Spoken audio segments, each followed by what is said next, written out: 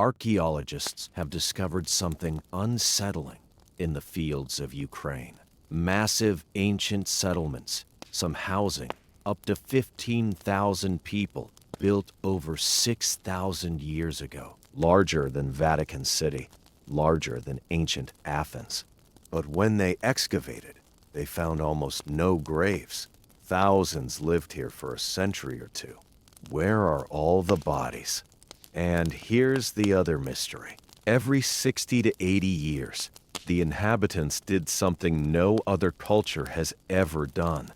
They burned their entire city to the ground intentionally. These were the largest cities in the world during the 5th millennium BC, predating the pyramids, built centuries before Sumerian civilization emerged. Yet, most people have never heard of them, because over several centuries, beginning around 3200 BC, they gradually vanished from history. The Cucuteni-Trypillia culture, a civilization that covered an area the size of Germany. At its peak, possibly 1 million people spread across settlements that make our assumptions about ancient cities look quaint.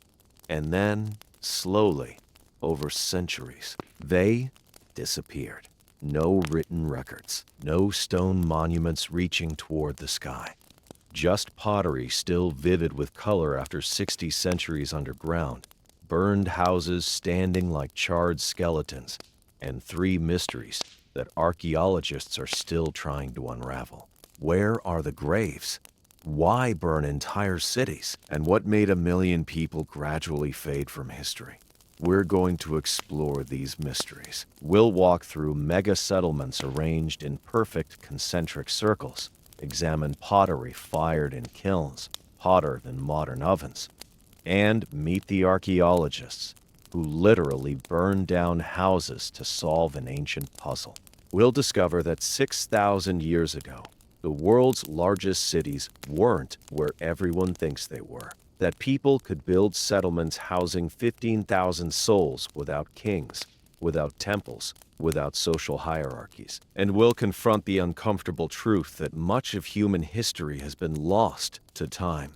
That entire civilizations can flourish for thousands of years and then simply vanish. Settle in, get comfortable, because we're about to journey back to a time when Europe's plains were dotted with cities no one remembers, built by people whose graves we cannot find. A time when the largest urban centers on Earth were in places textbooks rarely mention.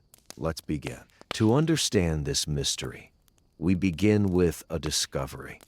In the late 1800s and early 1900s, archaeologists working in Romania and Ukraine began uncovering pottery and artifacts from an unknown culture. Beautiful ceramic vessels, painted with intricate spirals, circles, and flowing designs. Female figurines with exaggerated features, painted in red and black. Tools made of copper alongside stone implements. They had no idea they were standing on the remains of the largest cities Europe and possibly the world had ever seen. The culture was named after 2 key archaeological sites, Cucuteni in Romania, discovered in the late 1800s, and Trypillia in Ukraine, excavated in the early 1900s. Today, depending on where you are, you might hear it called Cucuteni-Trypillia, or simply Trypillia, or Trypillian. Different regions, different names, but the same fascinating culture. And here's what's remarkable. For over a century after their discovery, these sites were largely ignored by archaeology. Why? Because they didn't fit expectations of what ancient cities should look like. No pyramids, no ziggurats, no obvious kings or temples, no stone architecture that screamed civilization, just pottery, burned houses, and artifacts that seemed ordinary, too ordinary for such massive settlements. So for decades, the Cucuteni-Trypillia culture remained in the archaeological shadows, overshadowed by the glamorous discoveries in Egypt and Mesopotamia. While everyone marveled at pharaohs and Sumerian kings, these Eastern European settlements sat quietly in museum collections, largely forgotten. But let's establish some basic facts. The Cucuteni-Trypillia culture flourished during the Neolithic and Chalcolithic periods. That's the late Stone Age transitioning into the Copper Age. These dates are approximate, but we're talking about a culture that existed from roughly 5500 BC. Think about that for a moment. Nearly 3,000 years of continuous cultural tradition. That's longer than the time separating us from ancient Rome, longer than most empires we study in history class. They spread across an enormous area, 350,000 square kilometers. That's roughly the size of modern Germany, larger than Italy, stretching across what is now Moldova, western Ukraine, and northeastern Romania. At its peak, the population across this entire culture may have reached or exceeded 1 million people. 1 million. In the Neolithic period, before the Bronze Age, before the great civilizations we learn about in school, archaeologists divide the culture into three main periods. The early period, sometimes called Trypillia A, lasted from around 5000 to 4600 BC. Small villages, agriculture beginning to take hold, pottery traditions developing. Then came the middle period, Trypillia B, from roughly 4600 to 3500 BC. This is when something extraordinary happened. This is when the megasites emerged, when settlements grew to sizes that wouldn't be matched in Europe for thousands of years. Imagine being an archaeologist uncovering pottery from these middle period sites. The craftsmanship is extraordinary. The designs are sophisticated. The settlements, once you realize their full extent, are enormous. And you're holding artifacts from people who built all this without metal tools, without writing, without any of the technological advantages we assume cities require. And finally, the late period, Trypillia C, from approximately 3500 to 3000 BC. The decline phase, when the massive settlements began to shrink, when the culture slowly transformed and eventually ceased to exist as a distinct entity. Here's what matters about the chronology. These people were building their largest cities around 4500 to 3500 BC. The Great Pyramid of Giza, constructed around 2560 BC. So the Cucuteni-Trypillia mega-settlements predated the pyramids by almost 2,000 years. The earliest Sumerian cities, they began to emerge around 4500 to 4000 BC, which means the largest Cucuteni-Trypillia settlements were contemporary with, or even slightly earlier than, the famous cities of Mesopotamia. This wasn't a backward culture playing catch-up with the cradle of civilization. This was an independent development of large-scale urbanism happening simultaneously in Eastern Europe. And for over 100 years, we barely noticed. But archaeologists studying these sites soon realized something remarkable. The pottery and artifacts weren't coming from small villages or scattered farmsteads. They were coming from settlements far larger than anyone had imagined. When modern technology finally revealed the full extent of these sites, researchers were stunned by what they saw. In 2009, an archaeological team stared at a computer screen in disbelief. They deployed magnetometry equipment at Nebelivka in Ukraine, expecting to map a few dozen houses, perhaps 100 at most. Instead, the magnetic scan revealed 1,200 structures arranged in perfect concentric circles, covering 238 hectares, more than 5 times larger than Vatican City. And they'd seen it all without digging a single hole. The largest Neolithic settlement ever mapped, revealed in a single survey. Nebelivka wasn't even the biggest. Talianki, another settlement. covered 450 hectares. It contained up to 2,700 houses. Population estimates for these megasites range dramatically from 6,000 to 46,000 people depending on how many structures were occupied simultaneously. A commonly cited middle estimate suggests that the largest settlements, like Talianki, may have housed 15,000 people or more. 15,000 people in a Neolithic settlement, built without metal tools, without writing, without any visible central authority. Picture this. You're standing in the center of one of these mega settlements, let's say Majdanetsky, which has been extensively studied. You look outward, and you see houses arranged in perfect concentric circles, like ripples in water radiating from where you're standing. 9 concentric rings of wooden structures, each house roughly 15 meters long by 5 meters wide, 2 stories tall, built from timber, wattle and daub walls plastered with clay. Between some of the rings, there are corridors with no houses at all, empty spaces separating one ring from the next. And from where you stand at the center, radial streets run outward like spokes on a wheel, leading through the rings to the outer edges of the settlement. The entire layout is geometrically precise, perfect circles, regular spacing.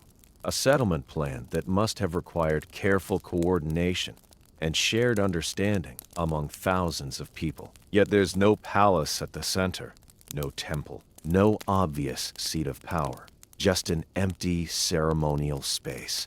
It's like someone threw a stone into calm water and built a city from the ripples, an enormous mandala made of wooden structures. How did they do this? How did people without writing or blueprints create such precise geometric layouts? How did thousands coordinate to build and maintain these circular patterns? This level of planning, this geometric precision, requires something we don't usually associate with Neolithic people: shared vision, mathematical understanding, the ability to coordinate thousands of workers, building hundreds of structures according to a unified plan. And they did it without writing, without blueprints, without, as far as we can tell, anyone in charge giving orders. Somehow, thousands of people agreed on a vision and built it together, creating perfect circles from wooden houses, creating cities from communal effort. We don't fully know how, and that's part of the mystery. What we do know is that these weren't accidents or gradual organic growth. The layouts were planned, deliberate, which means there was social organization sophisticated enough to implement massive communal projects. But here's where it gets really interesting. When archaeologists examined the houses, they found something unexpected. The houses were remarkably uniform in size and construction, roughly the same dimensions, similar internal organization, similar contents. No massive mansions for the wealthy, no obvious palaces for rulers, just row upon row of similar structures, arranged in those perfect circles. Research conducted between 2014 and 2019 by teams from Kiel University found that these megasites exhibited remarkably low levels of social inequality. The kind of wealth disparities and social stratification we associate with ancient cities, they're largely absent here. These were settlements of 15,000 people, with no rich, no poor. At least, not at first. The research suggests that social differentiation began to re-emerge after several generations of megasite living. But initially, for the first generations, these massive settlements were astonishingly egalitarian. Think about what that means. Our assumptions about cities usually include hierarchies, kings and peasants, temples and priests, wealthy merchants and laborers. We assume that when you get thousands of people living together, you need stratification. You need someone in charge. The Cucuteni-Trypillia megasettlements challenge that assumption. They show that it's possible, at least for several generations, for thousands of people to live together in relative equality, to coordinate massive construction projects and maintain enormous settlements without obvious rulers. It raises a fascinating question. What does city even mean? Traditionally, archaeologists have been reluctant to call these settlements true cities because they lack conclusive evidence for internal social differentiation or specialized labor. By size alone, 15,000 people, 450 hectares, they absolutely qualify as cities. Some were larger than ancient Sumerian city-states, but by social organization, they look more like what? Enormous villages? Mega-communes? The debate continues.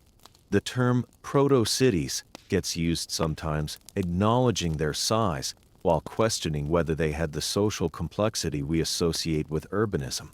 But let's focus on the physical reality. These places were massive. Each house required substantial effort to build. Archaeological estimates suggest that an average house, 15 by 5 meters, 2 stories, needed 10 to 12 people working for about a month. That's a significant investment of time and labor. And these settlements weren't isolated. In the river valleys where they were built, smaller settlements were spaced just 3 to 4 kilometers apart. The landscape was dotted with communities, connected by footpaths and trade routes. The sheer scale of it is staggering. Now imagine you're living in one of these mega settlements. You wake in your 2-story house in the 6th ring.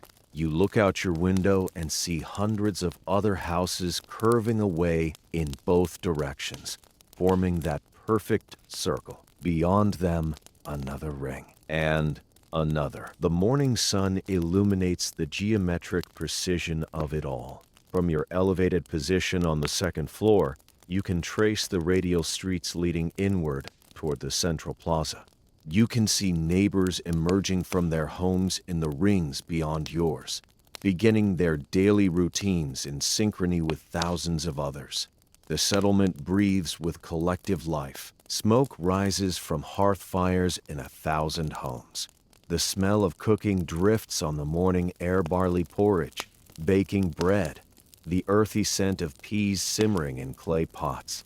Children's voices carry across the empty corridors between rings, playing games in the communal spaces. At night, the settlement transforms.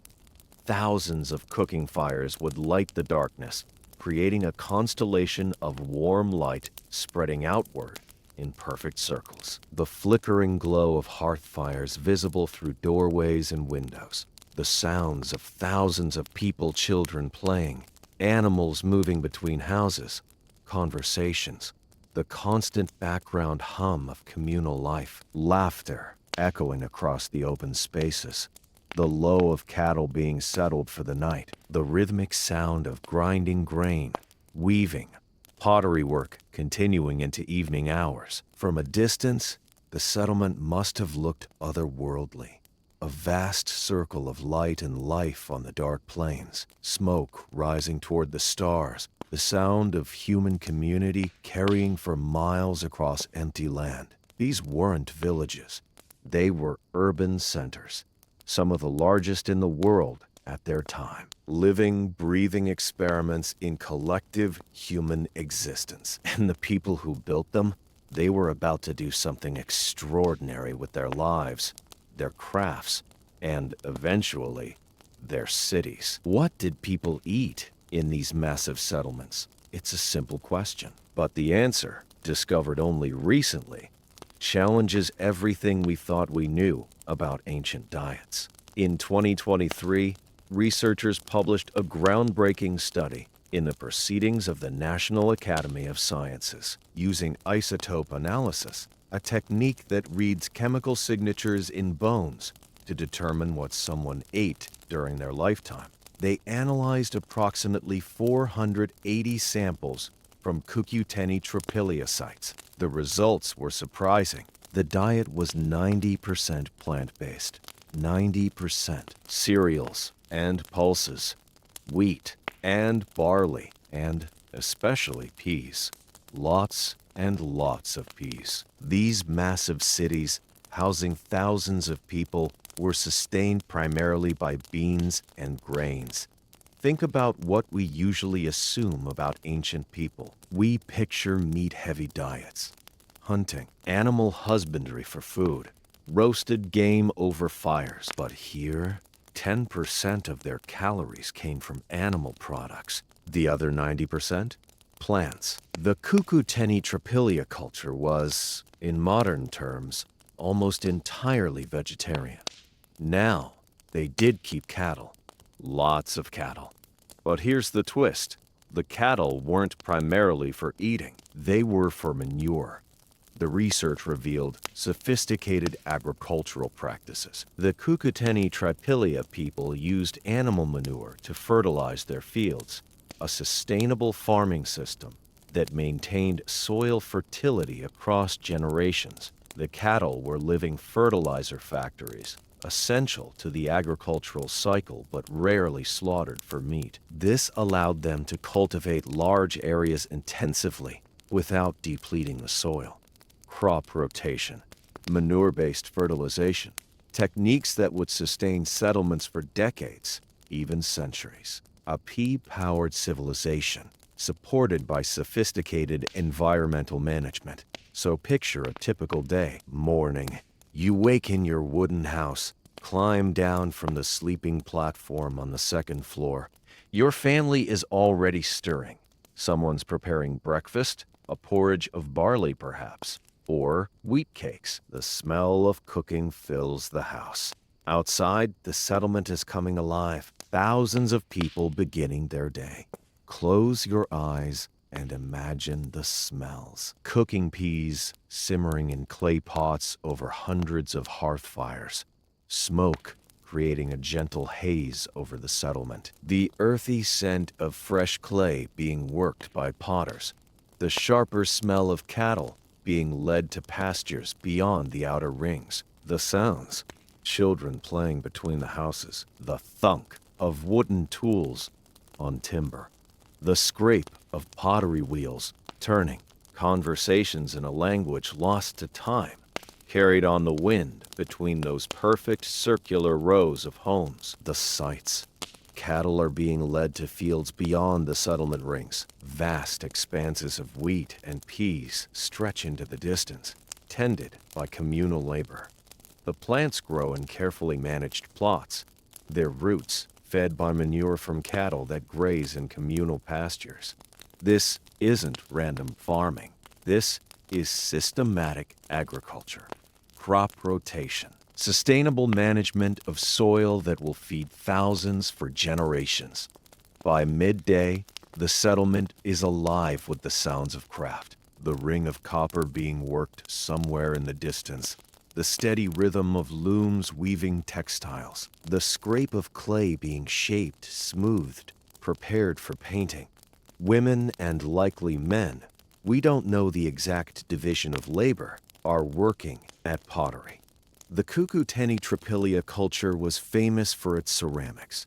Beautiful vessels painted with intricate designs, spirals, waves, flowing geometric patterns in vivid reds, blacks, and whites. The pottery-making process was intricate and time-consuming. First, clay had to be sourced good potter's clay from specific locations, carried back to the settlement. Then came the preparation, kneading the clay to remove air bubbles, adding temper materials to prevent cracking, achieving the right consistency through patient work. Shaping the vessels required skill developed over years. Some were formed by hand, coil by coil, the potter's fingers creating smooth curves and elegant forms.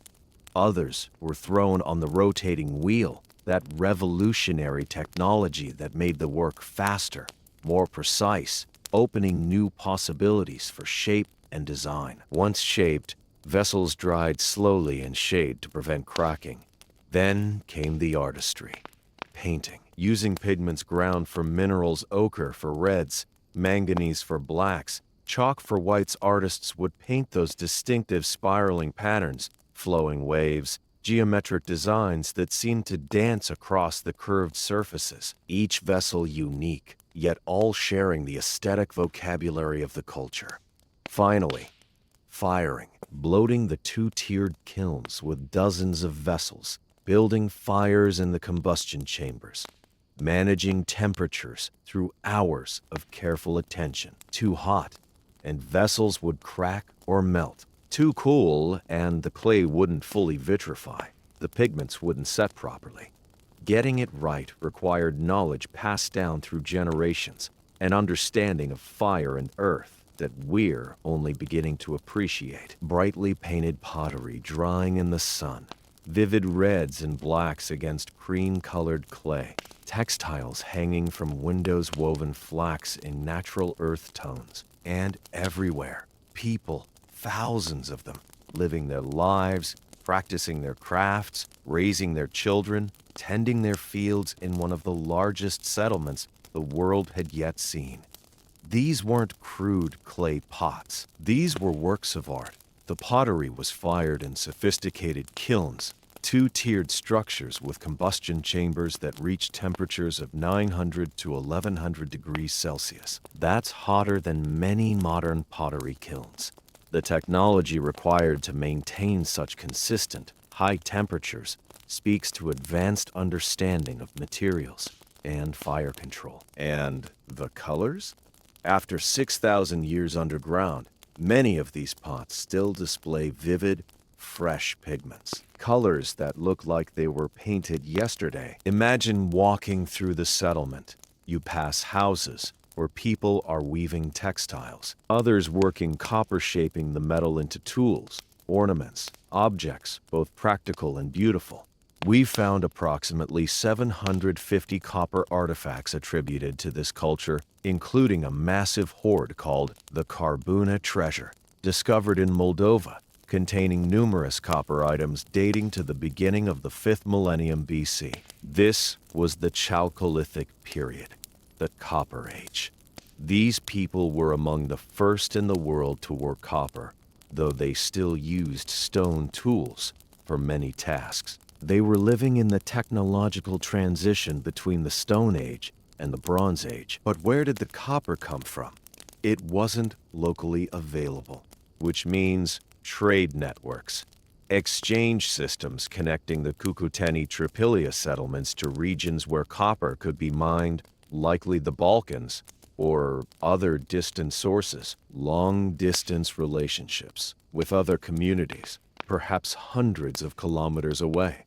They weren't isolated. They were connected to a broader world of exchange and interaction. And despite living in settlements of 15,000 people, despite the coordination required to maintain those perfect concentric rings, despite the specialized crafts and long-distance trade, the houses remained remarkably uniform. No rich, no poor. Research from 2014 to 2019, conducted as part of a larger study on social transformation, found that initial generations in these mega settlements showed extraordinary equality. Yes, social differentiation began to re-emerge after several generations. Inequality has a way of creeping back. But for those first generations, something remarkable was happening. Thousands of people living together without significant wealth disparities. It's hard to overstate how unusual this is.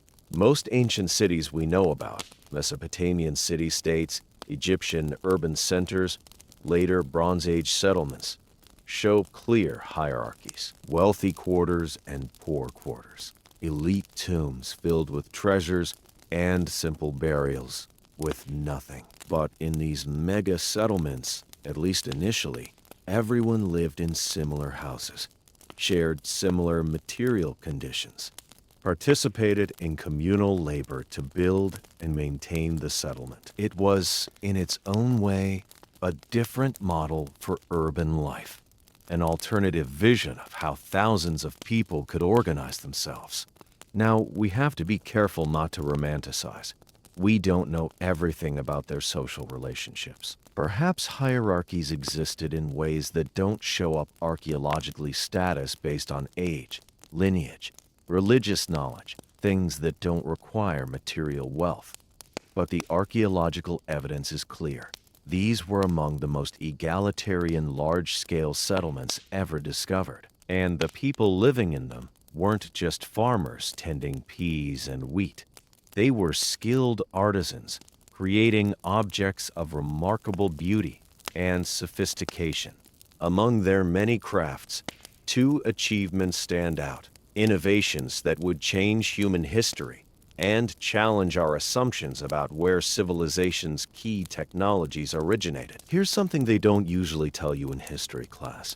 The world's oldest potter's wheel wasn't found in Mesopotamia, the famous cradle of civilization. It was found in a Cucuteni-Trypillia settlement, dating to the middle of the 5th millennium BC.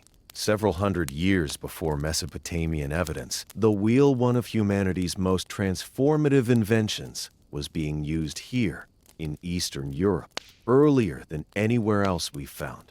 And it wasn't just the potter's wheel. Miniature models of wheeled vehicles have been discovered at Cucuteni-Trypillia sites, also predating Mesopotamian evidence by several hundred years. These small clay models show four-wheeled carts, suggesting that the people here understood and used wheeled transportation before it appeared in the regions we usually credit with its invention. Think about that for a moment. We've built an entire historical narrative around Mesopotamia as the birthplace of civilization. Writing, cities, the wheel, agriculture, all the firsts that mark the transition from prehistory to history. But here, in settlements most people have never heard of, people were already using wheels, already creating pottery on rotating platforms, already living in the world's largest cities. Here's what makes this even more remarkable. For over a century, archaeologists studying the famous cradle of civilization in Mesopotamia believed they were documenting the birthplace of key technologies: the wheel, advanced pottery, urban planning. Then the Cucuteni-Trypillia sites revealed their secrets, and suddenly the narrative changed. These technologies appeared earlier here, in places history books barely mention. It's not that Mesopotamia wasn't innovative.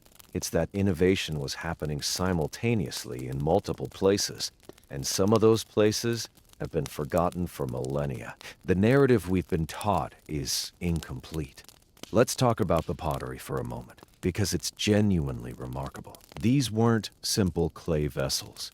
The Cucuteni-Trypillia people developed sophisticated ceramic technology. Two-tiered kilns with separate combustion chambers allowed precise temperature control. They understood how different firing conditions affected colors, how to create vivid reds and blacks and whites by controlling oxygen levels and temperatures. Some kilns reached temperatures of 1,000 to 1,100 degrees Celsius. For context, that's approaching the temperatures needed to fire porcelain. These were Neolithic people achieving thermal control comparable to much later civilizations. And the results speak for themselves. Pottery uncovered from sites across the culture still displays vivid colors after 6,000 years underground. The pigments haven't faded. The design's intricate spirals, flowing waves, geometric patterns remain as crisp and vibrant as the day they were painted.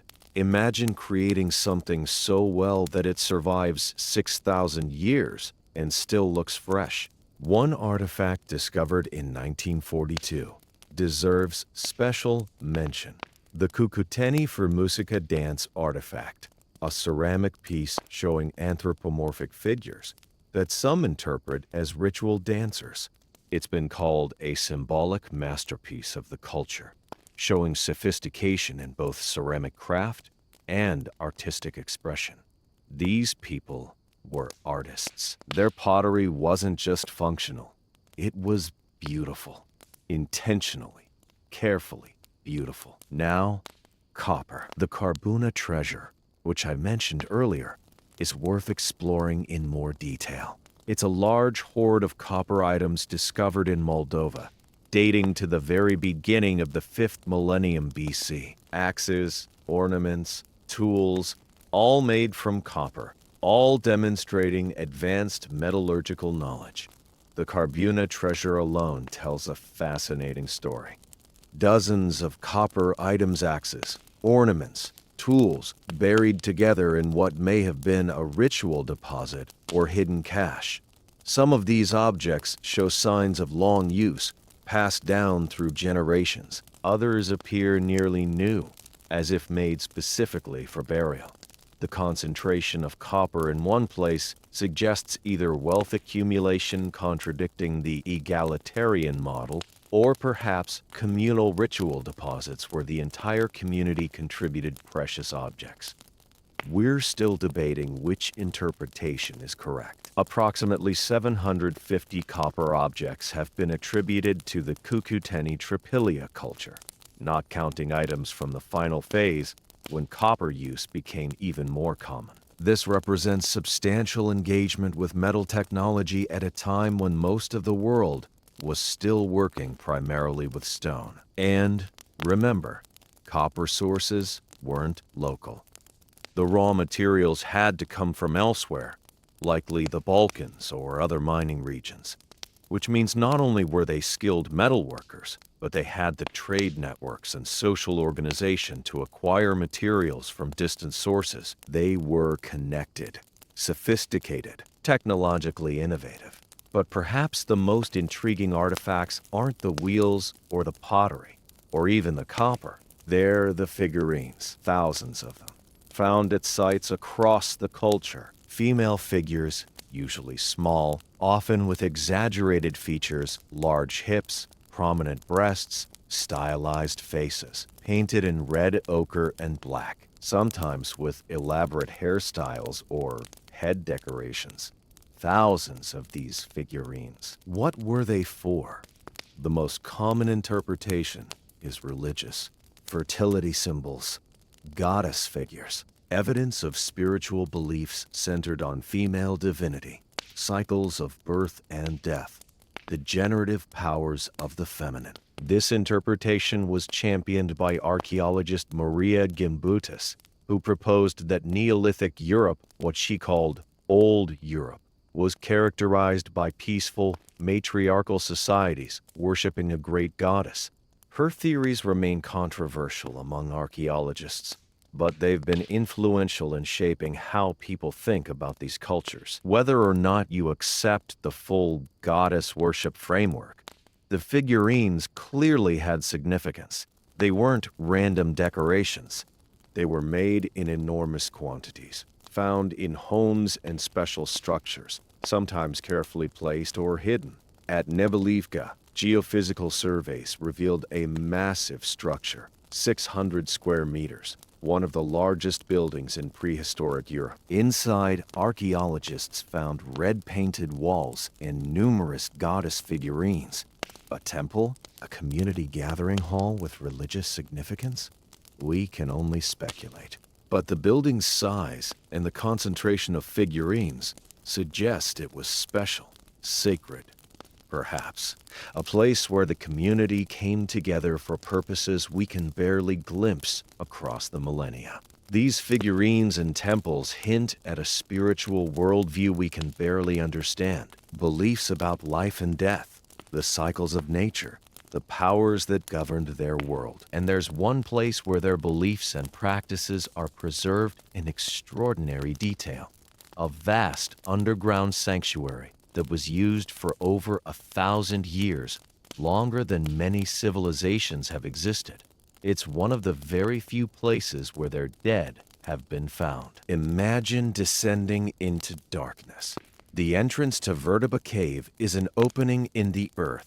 Cool air rising from below. You light a torch and begin to move through gypsum passages that wind through the ground like veins through living rock. 8,555 meters of cave passages. Over 5 miles of underground corridors. chambers, narrow passages, and hidden spaces carved by water through soft gypsum stone. And for over 1,000 years, from approximately 3700 to 2700 BC, the Cucuteni-Trypillia people used this cave as a sanctuary. It's located in a region with 16 Trypillian settlements within a 10-kilometer radius. This wasn't a remote, isolated cave. This was a regional center, a place communities traveled to for purposes we're still trying to understand. What did they do here? The cave is filled with pottery, goddess figurines, ritual objects, and human remains. This is one of the very few places where we consistently find the dead. In 2022, researchers published a DNA study based on remains from Verteba Cave. The analysis revealed genetic diversity, providing insights into Trypillian populations and interactions. It was the first major genetic study of the culture possible, because this cave, unlike the settlements above ground, actually has human remains to study. But the cave holds more than bones. In 2023, archaeologists made a remarkable discovery. 5 clay female figurines, carefully concealed in a cavity in the cave wall. Not dropped or lost, hidden, intentionally placed there, perhaps as an offering, perhaps for safekeeping, perhaps as part of a ritual we can't understand. Why hide figurines in a wall? Were they too sacred to remove? Were they being preserved for future generations? Were they offerings to powers believed to dwell in the earth? We don't know. Walking through the cave, you'd see pottery accumulated over centuries, layers of offerings, broken vessels, objects placed with care, or perhaps dropped in the darkness. The walls, pale gypsum, would catch the torchlight, creating shifting shadows and gleaming surfaces. The soft stone has been worn smooth in places by thousands of hands touching the same surfaces, generation after generation, creating a tactile connection across millennia. The deeper chambers hold the thickest concentrations of offerings. Pottery sherds crunching underfoot, figurines placed in niches carved into the walls, ritual deposits carefully arranged in patterns whose meaning has been lost to time. The air grows cooler as you descend. The weight of the earth above you becomes palpable, millions of tons of rock and soil pressing down. Yet the gypsum passages remain open, preserved by the very solubility that created them. The silence is profound, broken only by the sound of your footsteps echoing through stone corridors, the occasional drip of water seeping through stone, the whisper of air moving through distant passages, the cool, still air that hasn't seen sunlight in thousands of years, carrying the faint mineral smell of gypsum and earth. This was sacred space, not just practically, but spiritually, a threshold between the world of the living and whatever mysteries the Cucuteni-Trypillia people believed lay beneath the earth. And it was used continuously for over 1,000 years. Think about that span of time. 1,000 years. The Roman Empire in the West lasted about 500 years, from its traditional founding to its fall. Verteba Cave was in continuous ritual use for twice that long. Generation after generation coming here, bringing their dead, bringing offerings, descending into the earth for rituals we can barely imagine. Some researchers have suggested that the cave served as a primary burial location for some communities. That would explain why settlements above ground lack graves. The dead were brought here to this underground sanctuary. But if that's true, if this cave served multiple settlements, where are all the bodies? The remains found here number in the dozens or perhaps low hundreds. Not the thousands we'd expect from over 1,000 years of use by multiple communities. So even here, in the one place where we consistently find the dead, the numbers don't quite add up. Evidence of cranial surgery has been found on some remains trepanation, the deliberate opening of the skull, suggesting advanced medical knowledge or ritual practices involving the head. The genetic diversity revealed by DNA analysis tells us these weren't isolated, inbred populations. There was interaction, exchange, perhaps intermarriage between communities. But the mystery deepens, because Vertebra Cave has yielded more human remains than almost all other Cucuteni-Trypillia sites combined, which raises a profound question. These settlements housed thousands of people, perhaps 15,000 in the largest sites, and existed for generations, even centuries. A settlement lasting 100 years, with 15,000 people. The mathematics are stark. If we assume typical Neolithic birth rates and death rates, thousands of people would have lived and died in these communities over the settlement's lifespan. Thousands of deaths should mean thousands of graves. Where are all the bodies? This mystery has puzzled archaeologists for decades. To understand why it's so profound, consider the mathematics of absence. A settlement of 15,000 people, existing for 100 years. Even with birth rates typical of agricultural societies, thousands of people would have lived and died here over the settlement's lifespan. Thousands of deaths should mean thousands of graves. Where are they? This isn't a case of poor preservation. Bones can survive for thousands of years in the right conditions.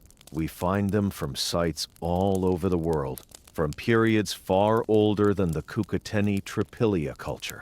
This isn't an archaeological fluke or bad luck in excavation. We're talking about hundreds of settlements across 350,000 square kilometers, occupied over thousands of years. We should be finding cemeteries, burial grounds, thousands upon thousands of graves. Instead, we find almost nothing. A handful of burials, a few dozen from Vertebra Cave, scattered individual remains here and there.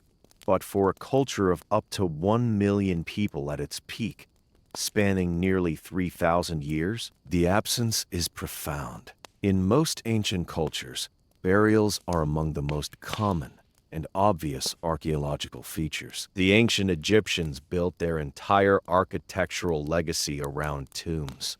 Mesopotamian sites yield countless graves. Even small Neolithic villages typically have nearby burial grounds. But here, almost nothing. It's genuinely puzzling. And archaeologists have proposed several theories to explain it. Theory 1. Cave burial. Perhaps Vertebra Cave isn't unique. Perhaps there are other caves, yet undiscovered, where communities brought their dead. Underground sanctuaries scattered across the region, each serving as a burial site for nearby settlements. This would explain the absence at settlement sites. The dead were taken elsewhere for burial, but it doesn't fully satisfy. We've explored many caves in the region. Vertebra is unusual for the sheer quantity of remains and artifacts. If cave burial was the primary practice, we'd expect to find more caves with similar concentrations. Theory 2. River or water burial. Bodies were placed in rivers, perhaps weighted down or set adrift. Water burial leaves no archaeological trace.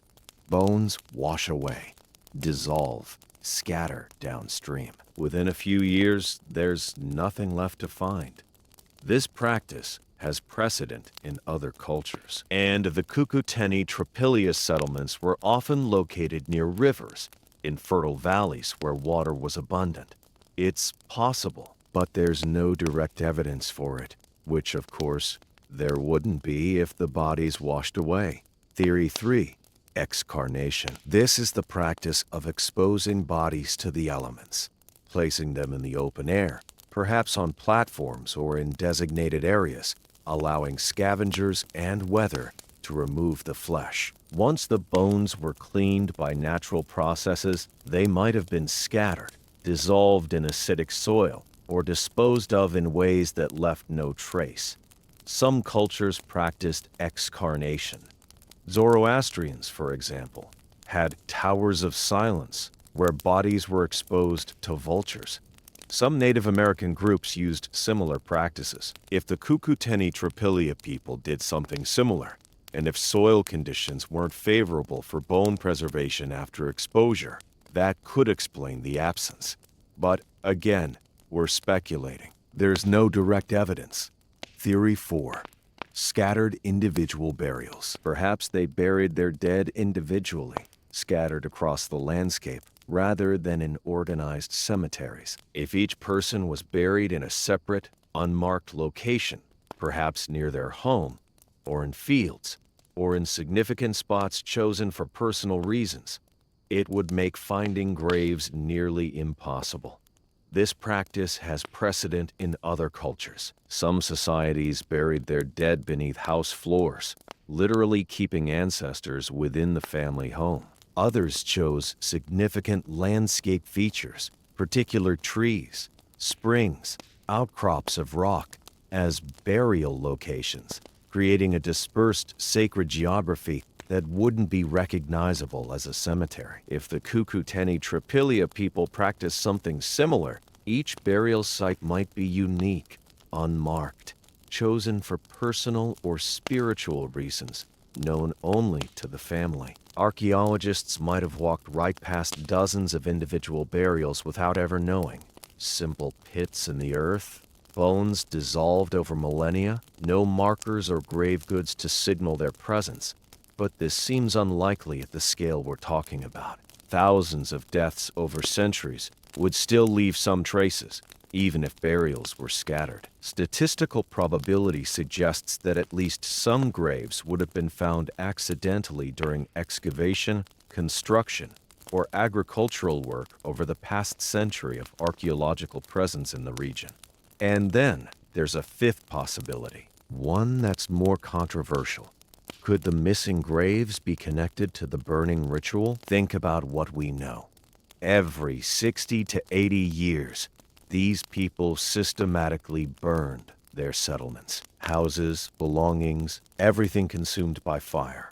What if the houses weren't just homes? What if they were also tombs? If they believed houses had souls, as some researchers suggest, if buildings were seen as living entities that needed to die and be reborn, perhaps the dead weren't buried separately at all. Perhaps they remained in the houses, and when the time came for renewal, the dead and the living spaces were transformed together in fire. It's speculation, a theory among theories. But it would explain both mysteries at once, the missing graves and the burning ritual.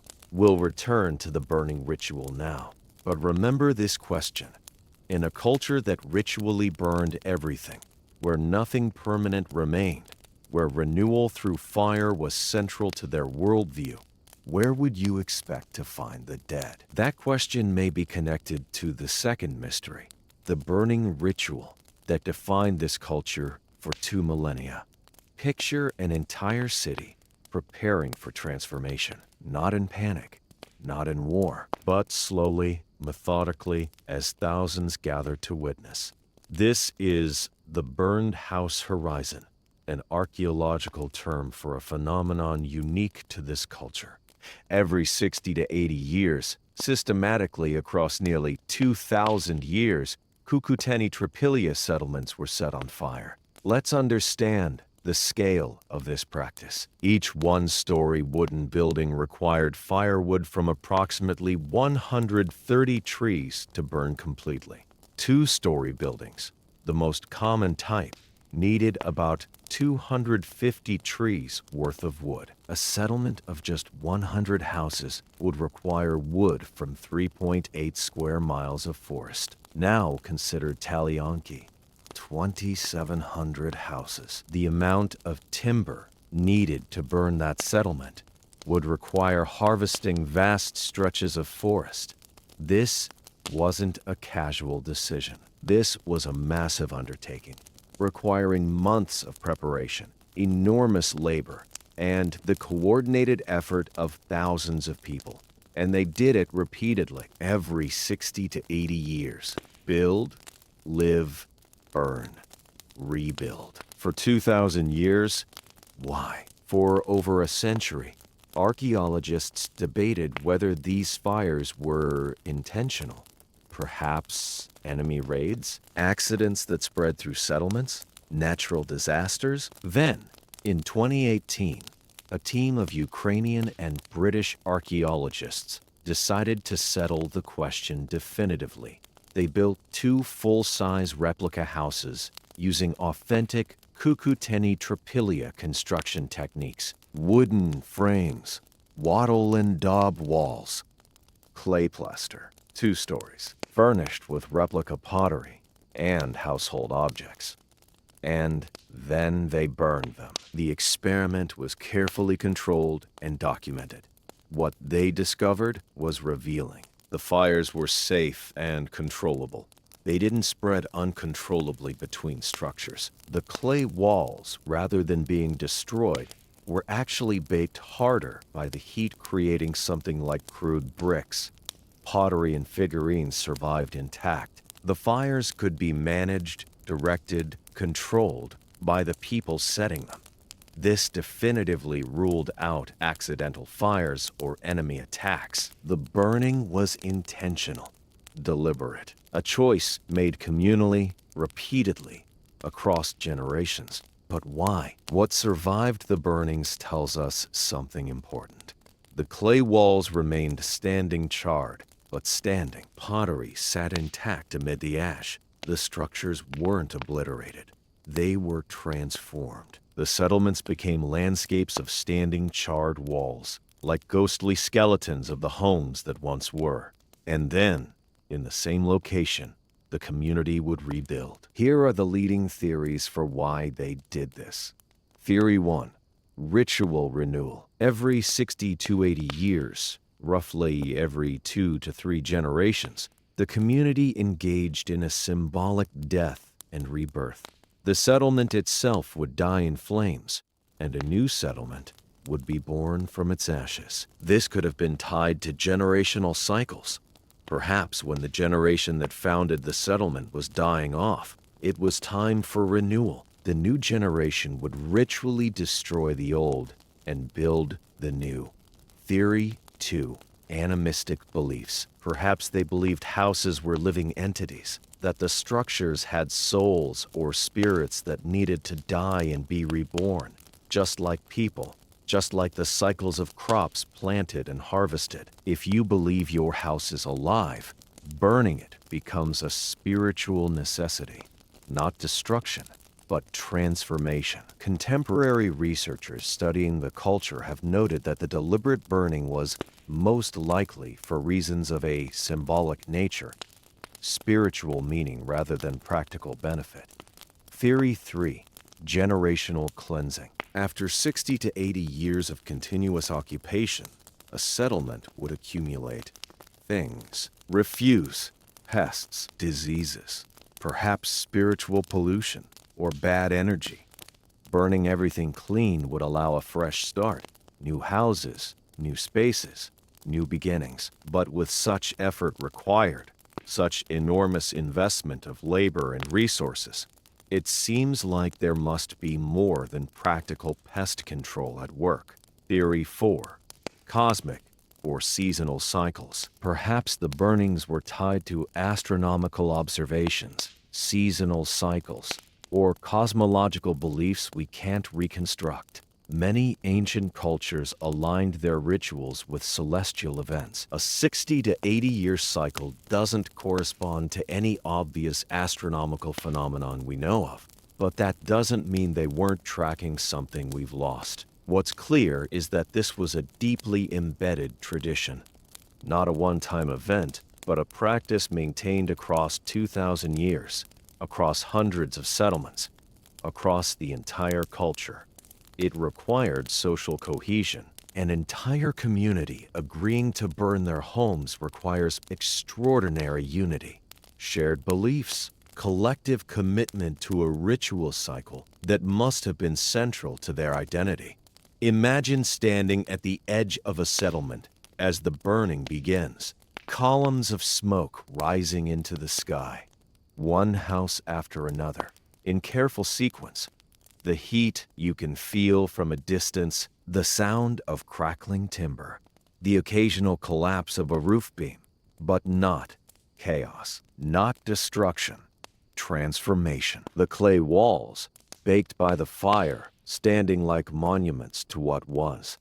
The pottery and figurines, emerging intact from the ash. The community watching, knowing they will rebuild, knowing this is not an ending, but a renewal.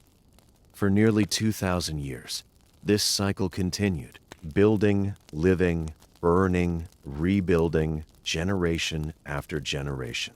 Communities would gather to set fire to their homes, watch the smoke rise, then begin building anew in the same location, a rhythm of destruction and renewal that seemed eternal. But around 3200 BC, something began to shift. Gradually, over the next several centuries, the cycle slowed and then stopped. The settlements were abandoned. The ritual fires were no longer lit. Slowly, the culture that had endured for millennia began to fade from history. This is the third and final mystery. Let's be clear about the timeline. The Cucuteni-Trypillia culture didn't disappear overnight. This wasn't a sudden catastrophe or a single devastating event. Beginning around 3200 BC, changes began. Over the next 450 years, 4.5 centuries, the culture gradually transformed and eventually ceased to exist as a distinct entity. By 2750 BC, it was essentially over. 450 years. That's roughly the time between the fall of Constantinople and today, between the Renaissance and the modern era. Long enough for many generations to live and die. Long enough for gradual change to feel normal, inevitable, like the way things had always been shifting. So what happened? 600 to 700 settlements were abandoned during this period. A population of up to 1 million people gradually dispersed, migrated, or was assimilated into other cultures. The mega-settlements shrank, first to smaller villages, then to scattered homesteads, then nothing. The distinctive pottery styles changed and eventually disappeared. The burning rituals ceased.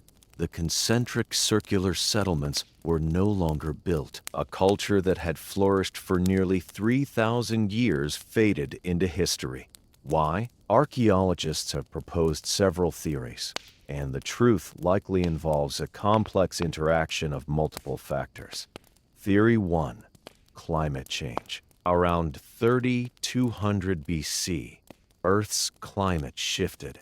The Blytz-Sernander subboreal phase began, a period of colder, drier conditions that brought what's been called the worst drought in European history since the end of the last ice age. For agricultural communities dependent on reliable rainfall and fertile soil, this would have been devastating. Imagine the agricultural system that sustained these settlements slowly failing, pea crops withering in fields, wheat yields declining year after year, water sources becoming unreliable. The manure-based fertilization that had maintained soil fertility for centuries, no longer sufficient to compensate for increasingly dry conditions. A settlement of 15,000 people requires enormous agricultural surplus. When that surplus shrinks, hard choices must be made.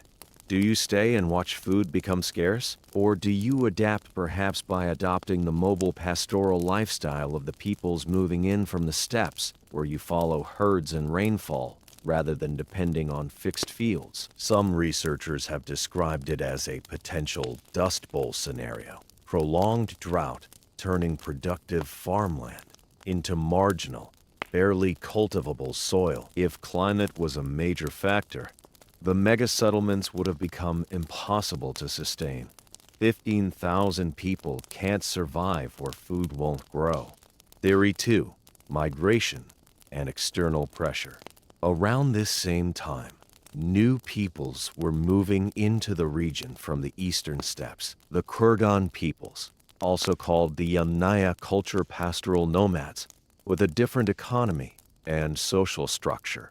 Archaeologist Maria Gimbutas proposed that the extinction of the Cucuteni-Trypillia culture coincided with the third wave of Kurgan expansion around 3000 to 28 BC.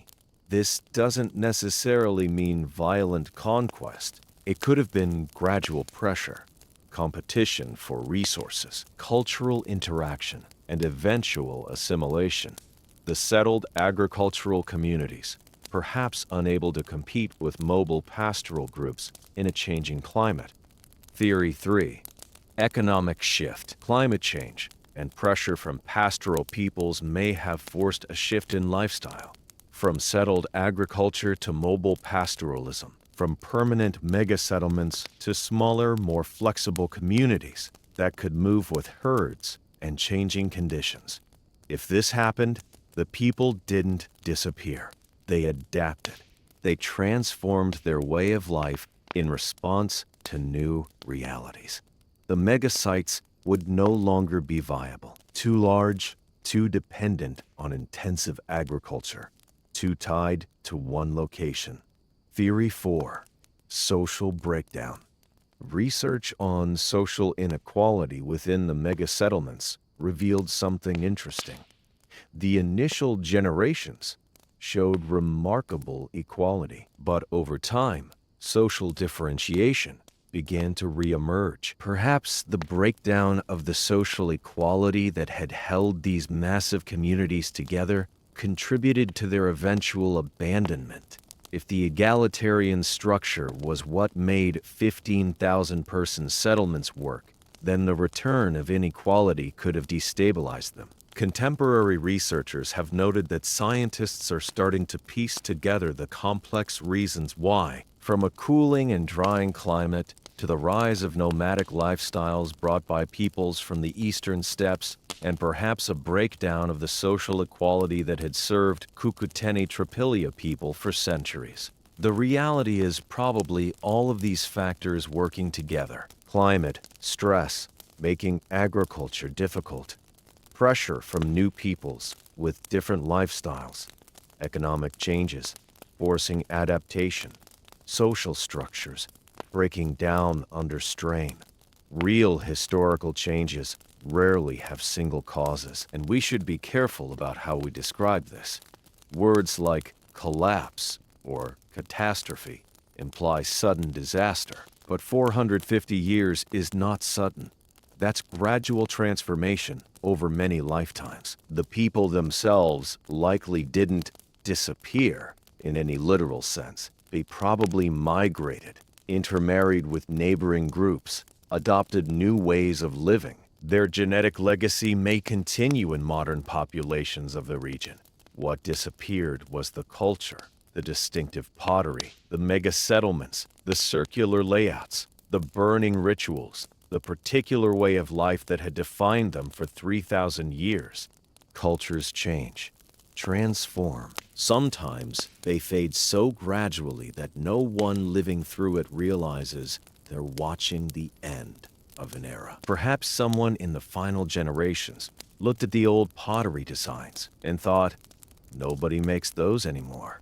Perhaps they told stories about the great settlements of the past when their ancestors burned entire cities in ritual fires. Perhaps they wondered why things had changed. Or perhaps they simply lived their lives, adapted to new circumstances, and moved forward without looking back. By 2750 BC, the Cucuteni-Trypillia culture as a distinct entity had ceased to exist. For thousands of years, their settlements lay buried, their pottery broken in fields, their story forgotten. But in the past 15 years, they have begun to reappear, not from the ground, but from cutting-edge science. Modern archaeologists are using technologies that reveal the past in extraordinary detail. Magnetometers that see through Earth, techniques that decode ancient diets from bone chemistry, methods that extract DNA from remains thousands of years old. Slowly, carefully, these scientists are bringing the lost civilization back to light. In 2009, everything changed. Before that year, archaeologists knew the Cucuteni-Trypillia settlements were large. They'd excavated portions of sites, uncovered houses, mapped small sections, but they didn't know how large. They couldn't see the full extent without excavating everything, which would take decades and destroy the sites in the process.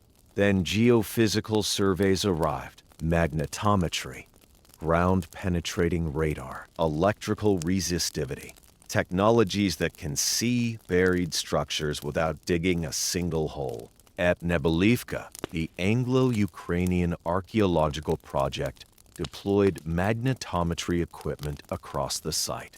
The results revealed over 1,200 structures, covering 238 hectares. The complete settlement plan, visible in extraordinary detail, without excavating a single house. They could see the concentric rings, the radial streets, the empty central space, individual houses, public buildings, the entire geometric layout preserved beneath the soil, invisible to the eye, but clear to magnetometry.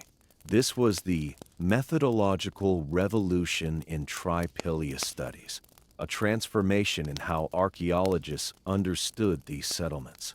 Before 2009, we know these sites are big, but we're not sure how big. After 2009, we can see the complete settlement plans. We can count structures. We can analyze urban layouts without excavation. The Ukrainian-German project working at Taljanki, Majdanetsky, and Dobrovody deployed similar techniques. Site after site revealed its secrets.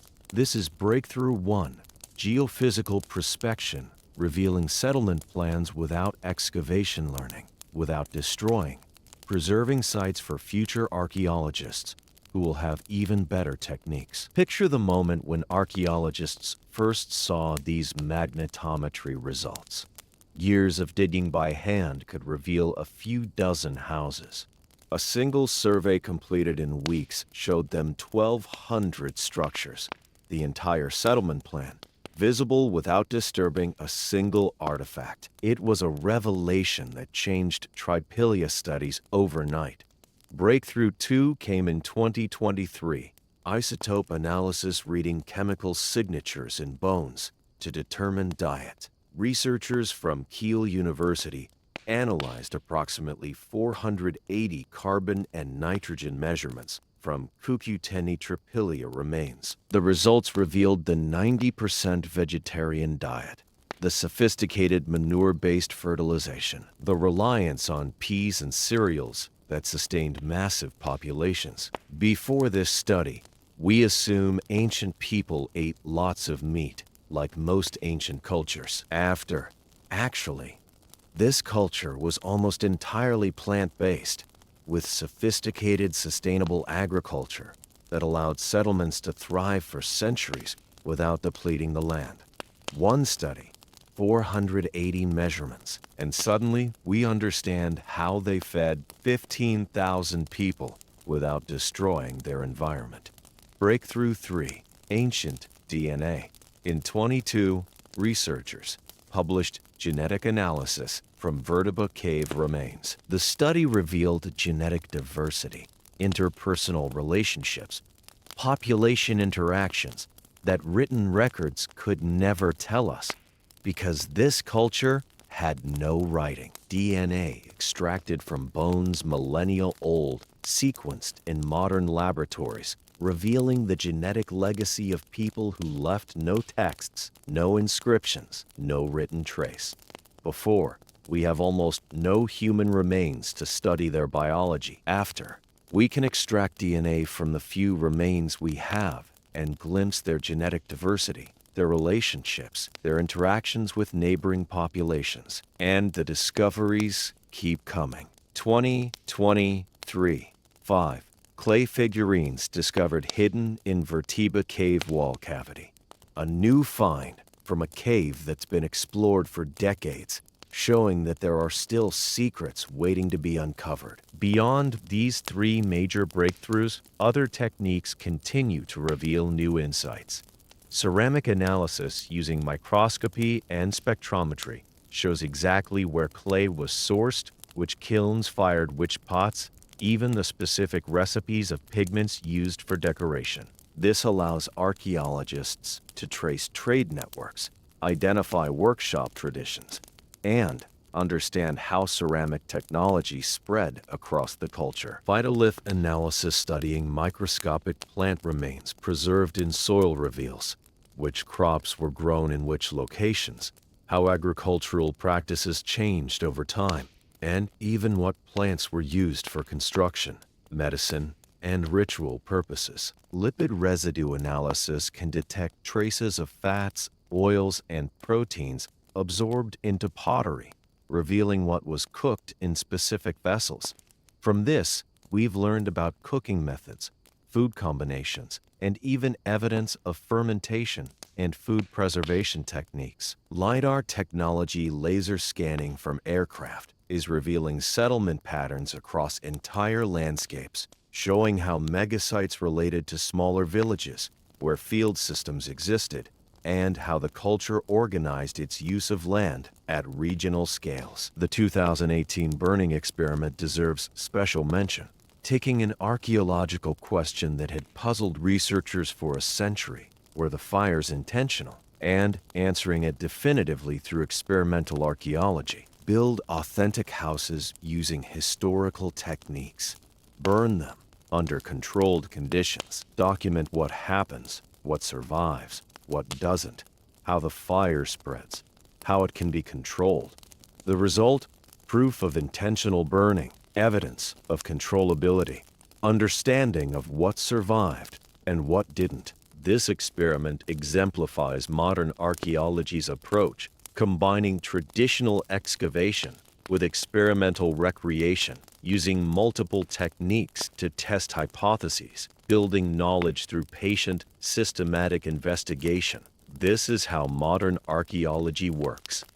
Not just excavation, but synthesis of multiple lines of evidence, non-destructive geophysics, revealing settlement plans while preserving sites for future study, isotope chemistry reading diets from bone signatures, DNA analysis, extracting genetic information from ancient remains, experimental archaeology recreating ancient practices to test hypotheses.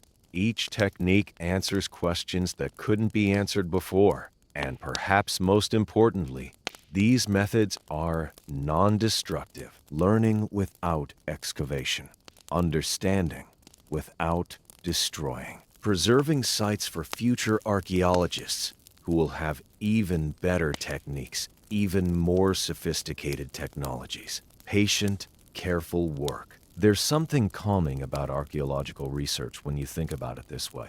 Methodical, deliberate.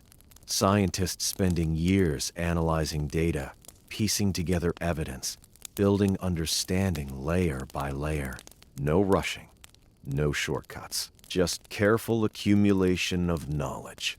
And the work continues. New sites are still being discovered. New techniques are being developed. New questions are being asked. The story of the Cucuteni-Trypillia culture isn't finished. We're still writing it, still uncovering it, still learning what happened 6,000 years ago in the plains of Eastern Europe. Modern science has illuminated much. Magnetometers have revealed the settlement plans. Isotope analysis has decoded their diet. DNA studies have given glimpses of their genetics. Experimental fires have helped explain the burning rituals. Yet mysteries remain. And perhaps that's as it should be. 6,000 years is an immense span of time, long enough for entire civilizations to rise, flourish, and fade into memory. Long enough for 1 million people to vanish into the depths of history.